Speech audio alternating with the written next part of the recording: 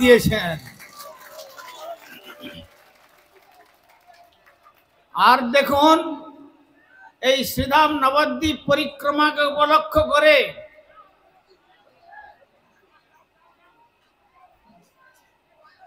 যে সমস্ত মহাত্মাগণ একত্রিত হয়েছেন,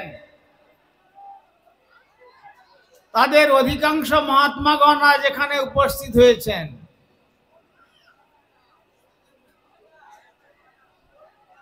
গঙ্গায় স্পর্শ করলে, গঙ্গায় স্নান করলে মানুষ পবিত্র হয়, কিন্তু এই মহাভাগবতগণকে দর্শন করলেই মানুষ পবিত্র হয়ে শ্রী গৌর গোবিন্দের পাদপদ্ম গোলক বৃন্দাবন যাত্রা করতে পারে।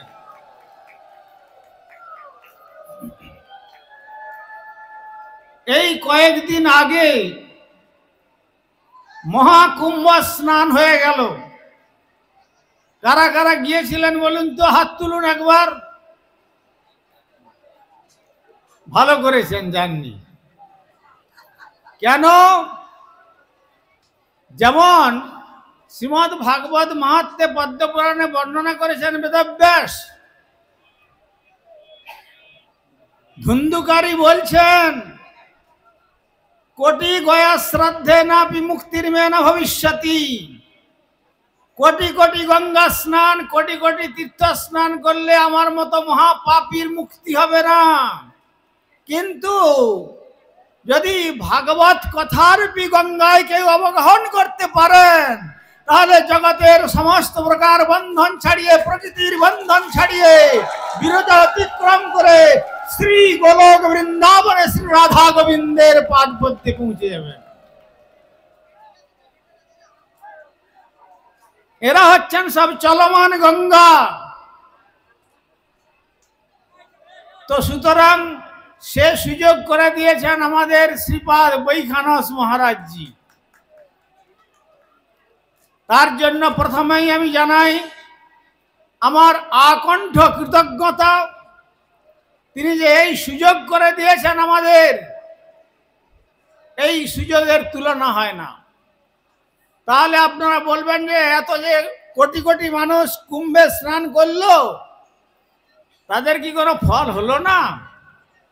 দেখুন, ফল হয়েছে, কিন্তু তুলনা করতে গেলে একবার পুরাণের মধ্যে বেদব্যাস বর্ণনা করেছেন, সমস্ত তীর্থগণ ভগবানের কাছে গিয়ে প্রার্থনা জানাচ্ছেন, প্রভু আপনি আমাদের সৃষ্টি করে ধরাধামে প্রেরণ করলেন, কিন্তু পাপীরা সকলে এসে পাপ স্নান করে তাদের পাপ নির্মুক্ত হয়ে আমাদের বক্ষেতে ফেলে দিয়ে একবারে এত ওজন বাড়িয়ে দিচ্ছে যে আমরা আর এই পাপের ভার নিয়ে চলতে পারছি না, আর ফিরে আসতেও মনে হয় পারবো না। তো আমাদের কল্যাণ কি করে হবে? তখন শ্রী ভগবান বললেন যে দেখো, যখন আমার শুদ্ধ ভক্তগণ তীর্থ দর্শনের ছলনা করে তোমাদের বক্ষে চরণ ধুলি দেবেন, সেই চরণ ধুলিতে পবিত্র হয়ে তোমরা সকলে আবার আমার ধামে ফিরে আসতে পারবে।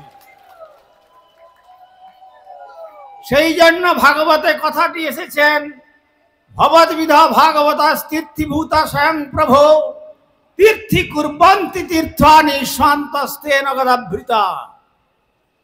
পাপীর পাপমলিন তীর্থকেও যারা পুনরায় তীর্থত্বে প্রতিষ্ঠিত করতে পারেন, তারাই হলেন এই সব মহাভাগবত বৈষ্ণবগণ। গঙ্গার পরশ হইলে পশ্চাতে পাবন, এরা সব দর্শনে পবিত্র করে, এই তোমার গুণ। তো এদের দর্শনেতেই আমরা যত পবিত্র থাকি না কেন, আমরা পবিত্রতা লাভ করে একদিন না একদিন শ্রী গৌর গোবিন্দের পাদ পদ্ম শ্রী গোলক বৃন্দাবন যাত্রা করে আমাদের এই দুর্লভ মনুষ্য জন্মকে সার্থক করতে পারব। তাই আজ শ্রীধাম বৃন্দাবন থেকে, শ্রী পুরী ধাম থেকে, শ্রীধাম নবদ্বীপ মায়াপুর থেকে, সমস্ত গৌড়ীয় মিশন আসনের মহাত্মাগণ, তারা সকলে এসে যে একত্রিত হয়ে যে ভাগবত কথা পরিবেশন করছেন, এই যে ভাগবত কথারূপী কুম্ভেতে আপনারা অবগাহন করতে পারছেন, এই অবগাহন করার ফলে কেবল পাপ নষ্ট হলো না, এই শ্রী গৌর গোবিন্দের গোলমধাম যাত্রার জন্য যে কাউন্টার খোলা হয়েছে, সে কাউন্টারের লাইনে দাঁড়িয়ে গেলেন, আর একদিন নয় একদিন ওই কাউন্টার খুলবে, আর গোলক বৃন্দাবন যাওয়ার টিকিট পেয়ে হাসতে হাসতে শ্রী গোবিন্দের পাদ পদ্ম লাভ করে আপনাদের জীবনকে ধন্য করতে পারবেন, সে বিষয়ে কোনো সংশয় নাই। অতএব শ্রীবিগ্রহ প্রতিষ্ঠার মহামহোৎসব, শ্রীবিগ্রহ প্রতিষ্ঠা তো কেউ করতে পারেন না, শ্রীবিগ্রহ প্রকট করেন, শ্রীবিগ্রহ প্রকটিত হন, তাকে প্রকট প্রতিষ্ঠা করবার মতো কারো সামর্থ্য নেই। এই জন্য শ্রী জীব গোস্বামী চরণ বলেছেন, মহৎ ভি সুপ্রকটিতম, ভগবান শ্রী মহতের দ্বারাই প্রকটিত হন। দেখুন আমাদের পরম গুরুদেব শ্রীল প্রভুপাদ বললেন যে আমি তো এখানে বসেই দেখতে পাচ্ছি যে গান্ধর্বিকা গিরিধারী জয়পুরে দাঁড়িয়ে আছেন, এখানে আসবেন বলে আপনারা খুঁজে পেলেন না। গুরুপাদ পদ্মের শ্রীমুখে শুনেছি, তখন শ্রীল প্রভুপাদ গিয়ে বললেন যে এই তো বিগ্রহ দাঁড়িয়ে আছেন, ইনি যাবেন আমার মায়াপুর। তখন যে মূর্তিওয়ালা সে বলছে এই শ্রীমূর্তি তো পাঞ্জাবে কোনো এক মন্দিরে যাবেন, কিন্তু সেই রাত্রিতেই সেই যে মূর্তিওয়ালা এবং পাঞ্জাবে যে মন্দিরে যাবেন তার মালিক তার পুরোহিতকে গান্ধর্বিকা গিরিধারী স্বপ্ন দিয়েছেন, দেখো আমি বহুদিন ধরে অপেক্ষা করছি ভক্তি সিদ্ধান্ত সরস্বতী গোস্বামীর আনুগত্যে, তার মাধ্যমে শ্রীধাম মায়াপুরে আমি প্রতিষ্ঠিত হব, আর যদি তোমরা তাকে না দাও তা মন্দিরে প্রতিষ্ঠা করলে তোমরা সব বংশে নির্বংশ হয়ে যাবে, সুতরাং তোমাদের জন্য পৃথক শ্রীবিগ্রহ যাবেন। দেখুন প্রভুপাদ মনে করলেন সেখানে পৃথক করে আর কোন প্রতিষ্ঠিত হওয়ার অনুষ্ঠানের কোনো প্রয়োজন হলো না। মহাপুরুষগণ মনে করার সঙ্গে সঙ্গেই বিগ্রহ সর্বত্র আছেন, তিনি প্রকট হয়ে যান।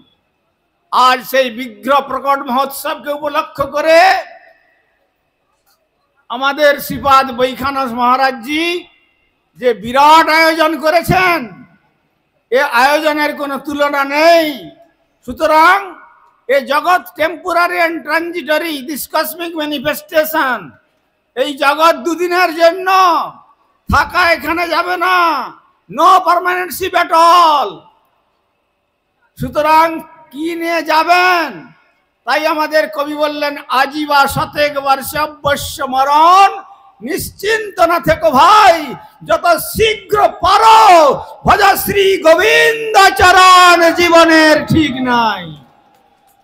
অতএব যত শীঘ্র সম্ভব এই লাইনে যখন আপনারা দাঁড়িয়ে গেছেন তখন টিকিট পাবেন, আর সেই টিকিট আরো শীঘ্র পেতে গেলে আমাদের একটা মোবাইল নাম্বার আছে, সেই মোবাইল নাম্বারটা যদি আপনারা একবার রিং করে দেন আর যদি ওখানে কানেক্ট করতে পারেন তাহলে জানবেন যে ওখান থেকে উত্তর আসবে, আর সেই উত্তরের মাধ্যমে আমরা অনন্তকালের জন্য মায়ার বন্ধনকে ছিন্ন করে, প্রকৃতির বন্ধনকে ছিন্ন করে, ব্রহ্মাণ্ডের পরপরে বিরজা অতিক্রম করে অনায়াসে হাসতে হাসতে নিত্যকাল শ্রী গৌর গোবিন্দের চরণ সেবায় নিয়োজিত হতে পারবো।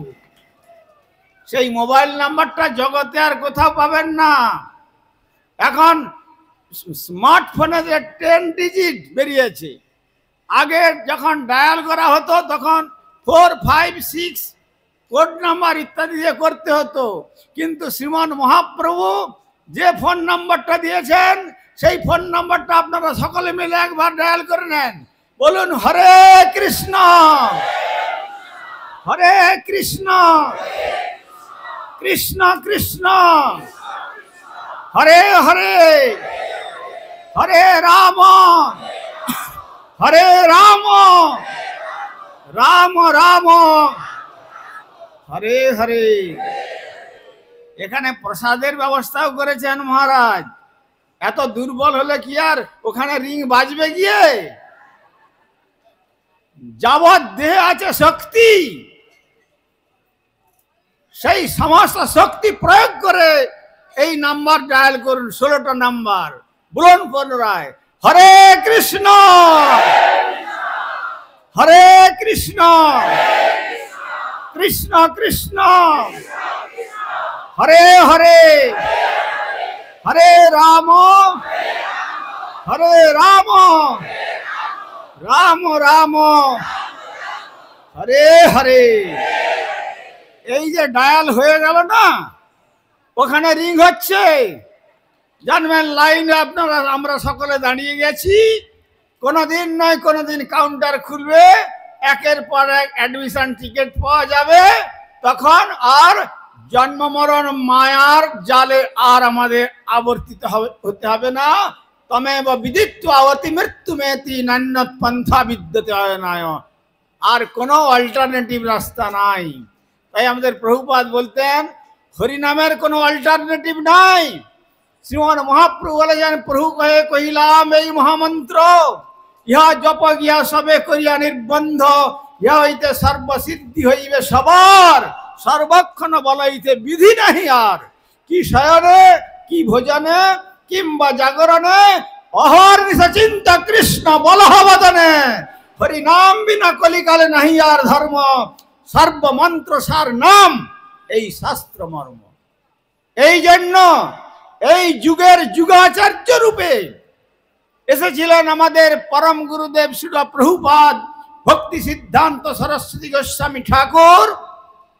আর তার পার্ষদগণ এসেছিলেন সব দ্বাপরের শ্রী ভগবানের সঙ্গিনীগণ রূপ পরিবর্তন করে। আর যে মহাপ্রভু ভবিষ্যৎবাণী করে গিয়েছিলেন, যা শুনলেন, পৃথিবীতে আছে যত নগরাদি গ্রাম সর্বত্র প্রচার হইবে মোর নাম, তার গণ যে যেদিকে গিয়েছেন সেই দিকে গৌড়ের বিজয় বৈজয়ন্তী উড্ডীন করে কৃষ্ণরূপী নাম সংকীর্তনের বিজয় পতাকা উড্ডীন করে দিয়েছেন। তার মধ্যে এসেছিলেন আমাদের উড়িয়া মঠের ভক্তি বৈভব পুরী গোস্বামী মহারাজ সহ তাঁর আশ্রিতগণ, বিষ্ণু মহারাজ, আর আমাদের বাগবাজার শ্রীমঠের বর্তমান আচার্যদেব, আমাদের প্রধান বক্তা। আমি ফেসবুকে দেখি মাঝে মাঝে পাশ্চাত্যে গিয়ে এই সন্ন্যাসী গোস্বামী ঠাকুর, আবার আমাদের গোপীনাথ গৌড়ীয় মঠের প্রধান মহারাজ, আবার শ্রী চৈতন্য গৌড়ীয় মঠের বিষ্ণু মহারাজ ইত্যাদি, এরা পরপর পারম্পর্যক্রমে সেই গৌড়ীর বিজয়ন্তী সারা বিশ্বের আকাশে উড্ডীন করে দিয়েছেন। আর যারা জানতো eat drink and be merry, this is the human life, আজ তারা বলতে শিখেছে human life is the meant for the service of Supreme Godhead Lord Krishna. This is the message of Shri Gaudiya Math আর শ্রী চৈতন্য ফিলোসফি আর প্রভুপাদ's মেসেজ। এইটাই প্রভুপাদের সন্দেশ। তাই আজ যে রাষ্ট্রেতে যেসব জায়গায় ভগবানের কথা বললে গুলি করে মেরে দেওয়া হতো, তারা আজ বলতে শিখেছে আমরা হয়তো গোষ্ঠীবদ্ধভাবে রাষ্ট্রীয় যে ধর্ম আমরা স্বীকার করি না, স্টেট রিলিজিয়ান, কিন্তু কেউ যদি ইন্ডিভিজুয়ালি ভগবানের আরাধনা করতে চায় তাদের জন্য আমরা চার্চের দরজা খুলে দিচ্ছি। তারা চার্চে গিয়ে বসে বদান ভরে নিতাই গৌর সুন্দরের পবিত্র নাম কীর্তন করুক। আজ তাই সেই সুযোগ এসেছে। এটা ভারতবর্ষের ভাগ্য। যে কথা পূর্বে আমাদের আস্বাদন করেছেন বক্তা একজন, কৃতাদিষু প্রজারাজন কলা বিচ্ছন্তি সম্ভবম কলৌ খলু ভবিষ্যন্তি নারায়ণ পরায়ণা। সত্যযুগের মানুষ লক্ষ বৎসর ধ্যান করে যে পরমার্থ পেত, আমার মহাপ্রভু এসে বললেন তোমাকে বিনা ধ্যানে সেই পরমার্থ দেব। ত্রেতা যুগে যজ্ঞ করে যে পরমার্থ পেত 1000 বৎসর, মহাপ্রভু বললেন তোমাদের বিনা যজ্ঞে সেই পরমার্থ দেব। দ্বাপরে 1000 বছর অর্চন করে যে পরমার্থ পেত, মহাপ্রভু বললেন তোমাদের শুধু বিনা অর্চনে আমি সেই পরমার্থ দেব। যখন তোমরা এই কলিকালে মনুষ্য জন্মগ্রহণ করেছ, মহতের চরণাশ্রয় করে বদন ভরে নিতাই গৌর সুন্দরের পবিত্র নাম কীর্তন করো, সাধ্য সাধন তত্ত্ব যে কিছু সকল হরিনাম সংকীর্তনে মিলিবে সকল। অতএব এমন সৌভাগ্যের দিনেতে জলীয় কলির দোষনিধে রাজন, দোষের সমুদ্র, কিন্তু এই একটাই মাত্র মহৎ গুণ থাকার জন্য ব্রহ্মা পর্যন্ত প্রার্থনা করছেন, হাহন্ত ভারত হোমৌ কদা জন্মস হুত্ব কৃষ্ণ ভজন্তং বৈকুণ্ঠং প্রাপ্নিয়াব। আমার ধিক ধিক আমার এই প্রকার ব্রহ্মা জীবনেতে সহস্র যুগ পর্যন্ত ব্রহ্মার একদিন, এইরকম রাত্রি, এইরকম বর্ষ, এইরকম 100 বৎসর পরমায়ু পেয়েও ব্রহ্মা নিজেকে ধিক্কার দিচ্ছেন। খেদোক্তি, হহন্ত হহন্ত। কবে আমার ভারত ভূমিতে কোন মানবীর গর্ভে জন্মগ্রহণ করে সদ্গুরুর চরণাশ্রয় করে আর কৃষ্ণ ভজন করে অনায়াসে অতি অল্প সময়ের মধ্যেই আমি শ্রী গৌর গোবিন্দের পাদপদ্ম গোলক বৃন্দাবন লাভ করে আমার জন্ম মরণ মারালকে চির অবসান করতে পারবো। এই সেই ভারতবর্ষের সম্পদ। অতএব সেই ভারতবর্ষে আপনারা আমরা সকলে জন্মগ্রহণ করেছি, এরা সৌভাগ্যবান সৌভাগ্যবতী।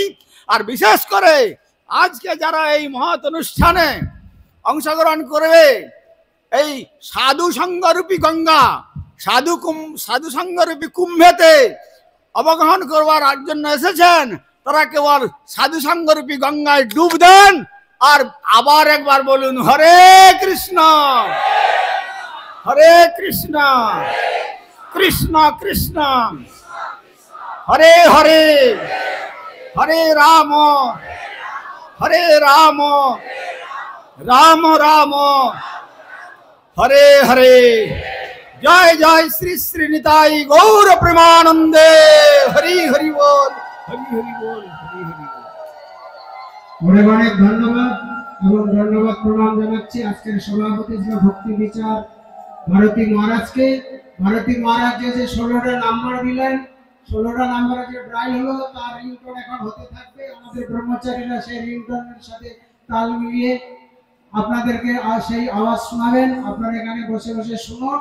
আর মহারাজ বৃন্দরা চলুন, এখন মহারাজ আমাদের আরো প্রসাদ পাবেন, সেই প্রসাদ পাওয়ার উদ্দেশ্যে চলুন। সময়ের 15 মিনিট 10 মিনিট হরি বল। সমস্ত ভক্তবৃন্দ মহারাজ দোতলায়